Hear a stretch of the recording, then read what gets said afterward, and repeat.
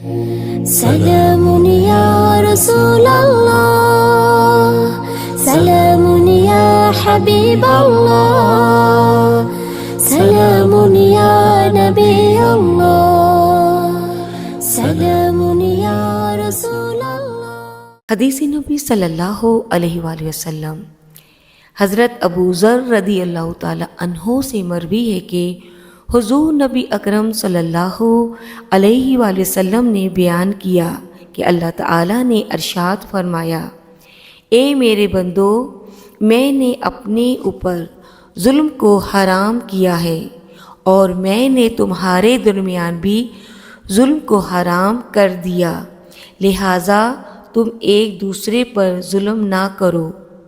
اے میرے بندو، تم سب گمراہ ہو سوائے اس کے جس کو میں ہدایت دوں، سو تم مجھ سے ہدایت طلب کرو، میں تم کو ہدایت دوں گا۔ اے میرے بندو، تم سب بھوکے ہو سوائے اس کے جس کو میں کھانا کھلاؤں، بس تم مجھ سے کھانا طلب کرو، میں تم کو کھلاؤں گا۔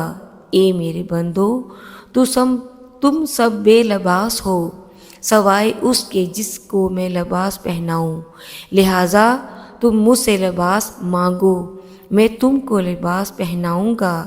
اے میرے بندو، تم سب دن رات گناہ کرتے ہو اور میں تمام گناہوں کو بخشتا ہوں، تم مجھ سے بخشش طلب کرو، میں تم کو بخش دوں گا۔ اسے امام مسلم، بزار اور بخاری نے الادب المفرد میں روایت کیا ہے۔